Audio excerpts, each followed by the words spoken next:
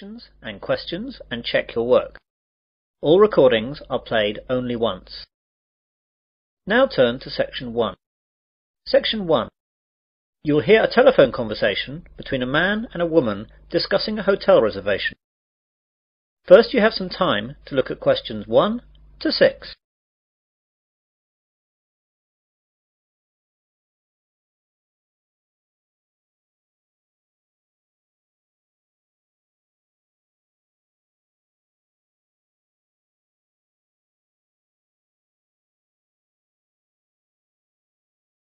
You will see that there is an example. This time only, the conversation relating to this will be played first. Sunrise Hotel. Good morning. Barbara speaking. Hello, my name is John Griffin. I'd like to make a booking for tonight, please. Are there any rooms still available? Yes, there are a few left. What were you wanting? Well, I'm on a business trip, so I only need a single room. Mr. Griffin is on a business trip, so B is the correct answer. Now we begin. You should answer the questions as you listen, as the recording is not played twice. Listen carefully to the conversation and answer questions 1 to 6. Sunrise Hotel. Good morning. Barbara speaking. Hello, my name is John Griffin. I'd like to make a booking for tonight, please. Are there any rooms still available? Yes, there are a few left. What were you wanting? Well, I'm on a business trip, so I only need a single room. I don't think that will be a problem. Let's look. Yes, there's one single room left. Shall I book it for you? Yes, please. That would be great. Right then, let me get a pen. So what's your name again, please? John Griffin. That's John Griffin. OK, I've got that down. Wait a minute. You've been here before, haven't you? Yes, that's right. I stayed with you twice before. Well, we should have your details already. Let's look at the cards. Here we are. So, John Griffin from Sydney, right? Yes, that's right. So tell me if I'm wrong. John Griffin, passport number 87637-489, age 30. Yes, that's right. So it's a single room for 2 nights. Is your credit card number the same to confirm the booking? Yes, it's the same. But I want you to forward the bill to my company again, if that's okay. Oh yes, Mr. Griffin, that's no problem at all. Your company have always settled very promptly in the past. And what time can we expect you tonight, Mr. Griffin? Well, the plane lands at 9:15 p.m, so by the time I get through for the formalities, that should take about 20 minutes. I should be at your place at 10. Will the restaurant still be open at that time, as I'll be hungry? I hate plain food. I'm afraid it'll be closed by then, Mr. Griffin. Can I organise some snacks to be left in your room? A burger? Fries? Sandwiches? Yes, that would be great. How about a cheese sandwich with fries? No problem, sir. I'll see to that. Oh, the fries might be cold when you get in. Ah, yes. Just a sandwich, then. No problem. Anything else, Mr. Griffin? No, that's all. Thank you. See you tonight. See you tonight, Mr. Griffin. Goodbye. Goodbye. Now you will hear a conversation between Barbara and another man, Mark. Before you hear this, you have some time to look at questions 7 to 10.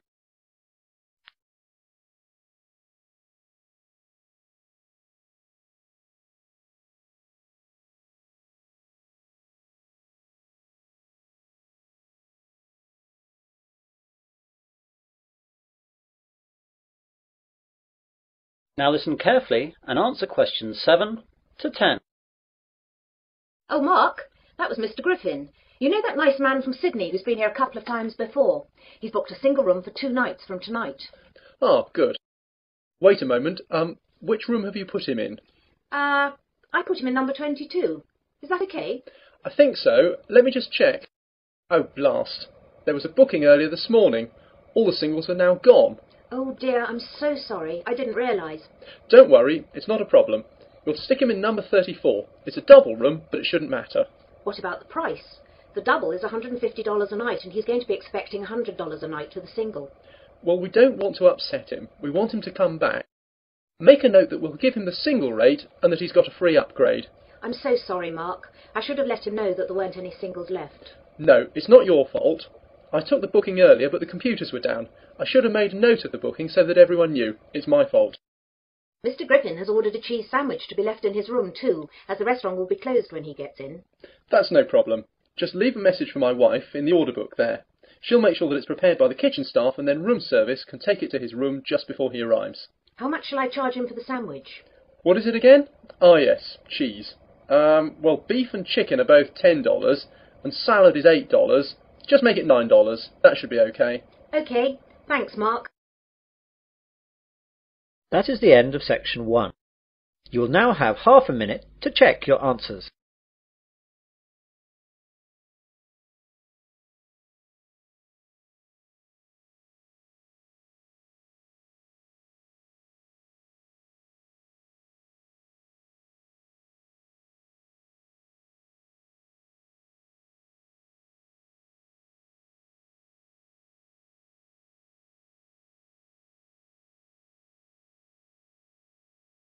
Now turn to section 2. Section 2. You will hear a news broadcast on a radio station. First you have some time to look at questions 11 to 15.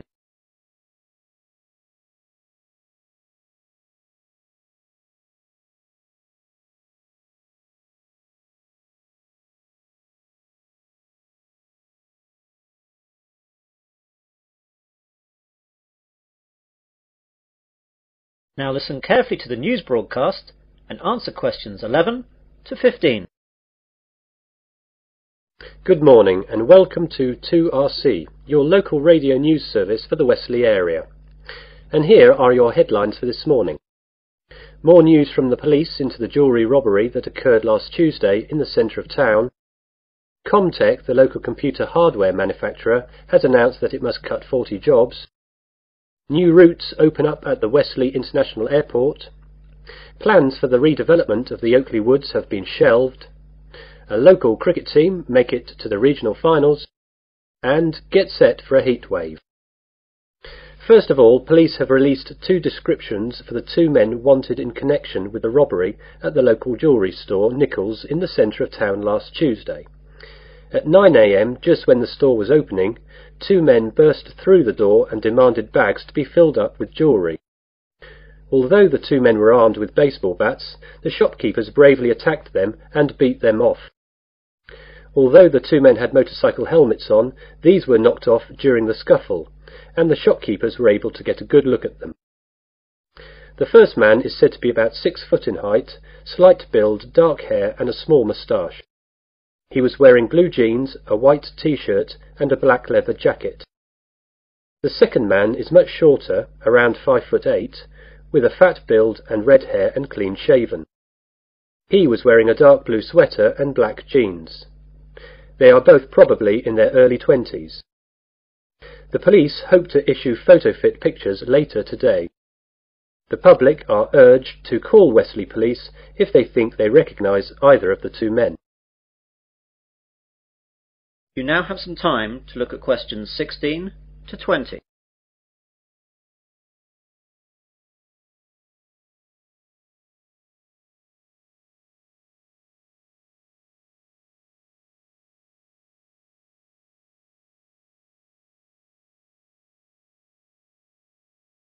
Now listen to the rest of the news broadcast and answer questions 16 to 20.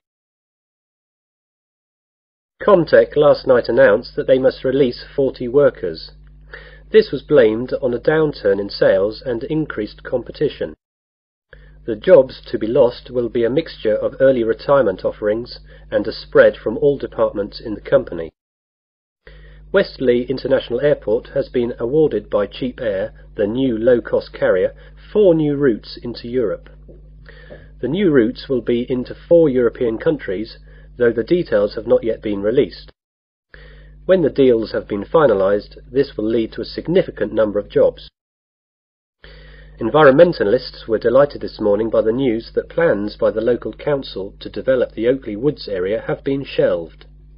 The woods were to have been developed into a shopping area, but opposition from local residents and local environmental groups has led to a turnaround by the local council, and they will now look for an alternative site.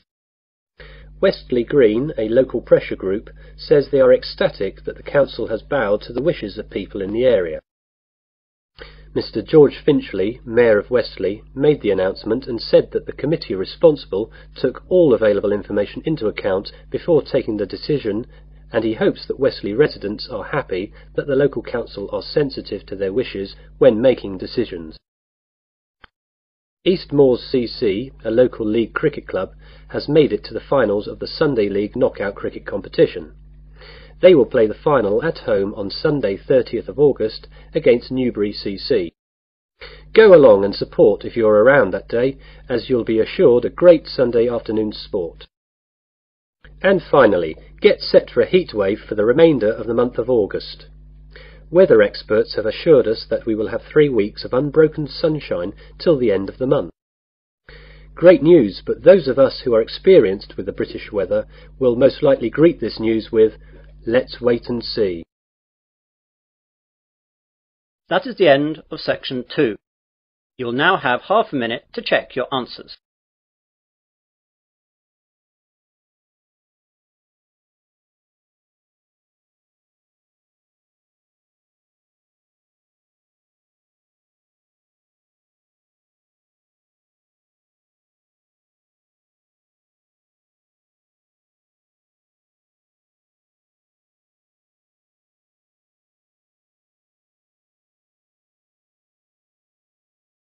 Now turn to section 3. Section 3. You'll hear an admissions tutor at a university interviewing a prospective student. First, you have some time to look at questions 21 to 26.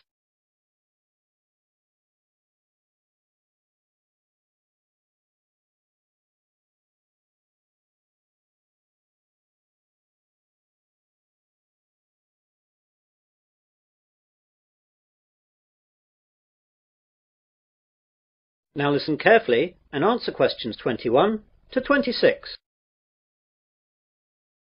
Hello there, it's Robert Johnson, isn't it? Yes, that's right. First of all, thanks for coming to this interview and thanks for applying to the engineering department of Wesley University. This is a fairly informal interview where I just get to know you and find out what kind of person you are. There won't be any technical questions as we've got all your educational background from your application form. Oh, that's good. Now, I know you've applied to us to study civil engineering, so can you tell me why you chose this field? It's a mixture of reasons, really. First of all, I've always been fascinated by building things. Whenever the family was on a holiday, I would always be interested in the local bridge and all that. My father is a civil engineer too, so he'd always be able to explain things. And it was he, I suppose, who really fostered my interest. I'm lucky as well, because my best subjects at school were maths and physics, which are the ones that are particularly used for engineering. So you'll be keeping it in the family then? Yes, my brother wants to do the same thing as well, so you'll probably get an application from him in another 2 years. Great. Now then, I noticed from your application form that you took a year off between school and university.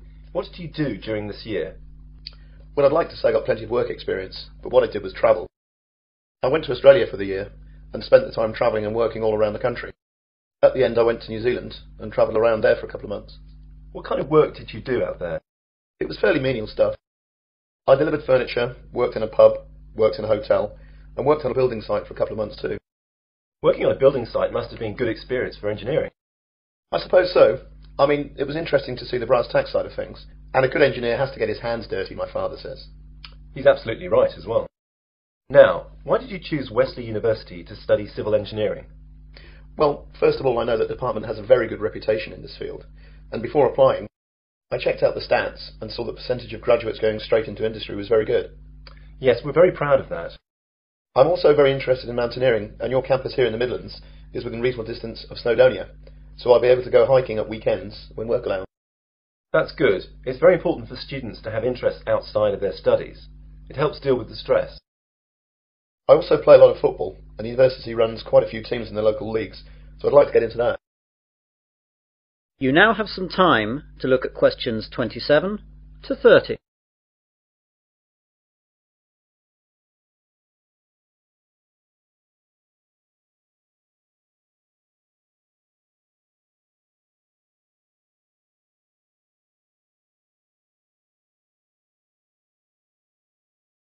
Now listen to the rest of the interview and answer questions 27 to 30. Is there anything you'd like to ask me about the course? Yes, the information in the prospectus wasn't very clear about assessment. How will I be assessed over the 4 years of the course? Well, as it's a sandwich course, you'll be working in industry for the 3rd year, and there won't be any exams for that year. In the 1st year, you'll have exams at the end of May. You'll probably have 5 papers to sit then. The second year is identical to the first year. You have to pass the exams in these years, but they won't actually be part of your degree. In the fourth year, you'll have to write a dissertation of a minimum of 15,000 words, and most people use their time in the third year, when they're working, to use as a basis for their dissertation. So the third year can be spent doing the hard work for the dissertation, leaving the fourth year to polish it, and study for your finals. What will I have to do for the final? There will be 8 papers in all during June, and these will be based on work done throughout the entire course. It's hard and a stressful time, but students usually cope with it. Anything else? Yes, I'd like to ask. That is the end of section 3. You will now have half a minute to check your answers.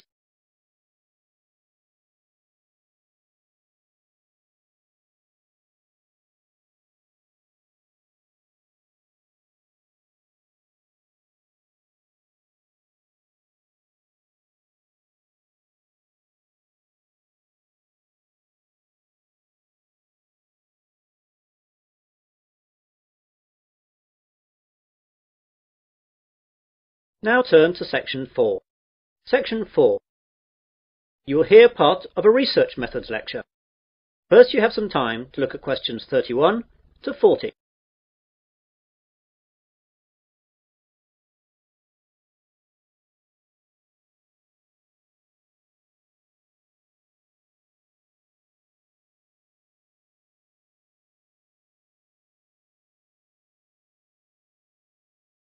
Now listen carefully and answer questions 31 to 40. Good afternoon, ladies and gentlemen. Welcome to this auxiliary lecture on research methods. This lecture is not aimed specifically at one particular course, but is a general lecture that will be relevant to any student who must conduct research into a topic for his or her course.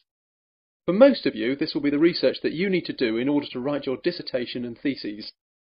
It has been said that first world societies are no longer industrial societies, but information societies.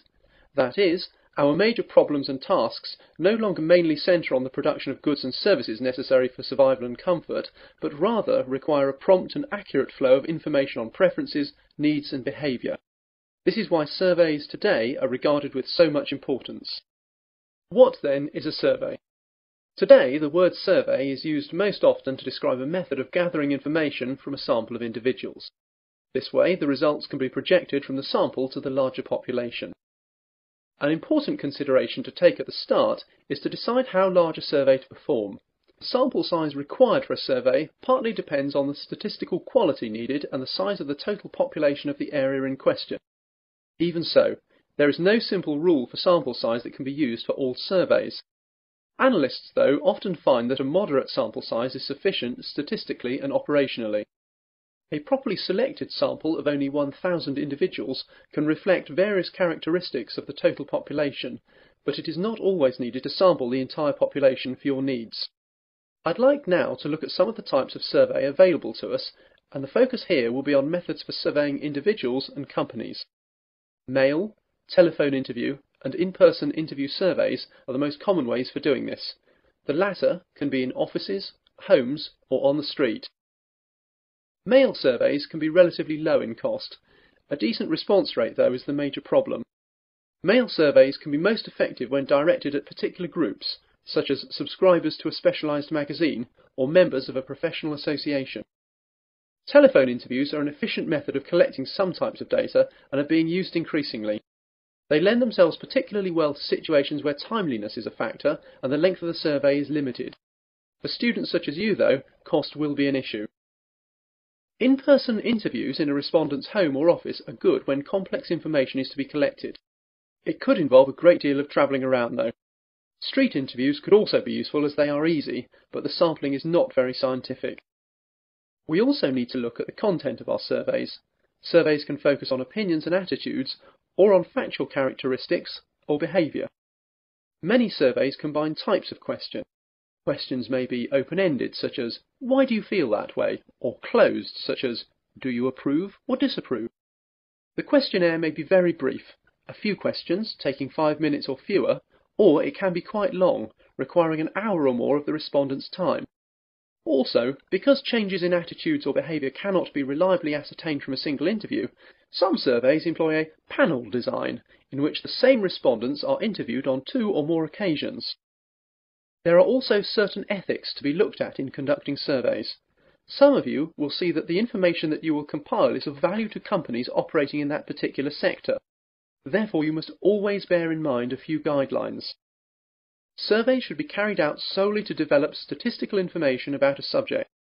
They should not be designed to produce predetermined results or as a ruse for marketing and similar activities. The industry standard for all reputable survey organisations is that individual respondents should never be identified in reporting survey findings. All of the survey's results should be presented in completely anonymous summaries, such as statistical tables and charts. That is the end of section 4. You will now have half a minute to check your answers.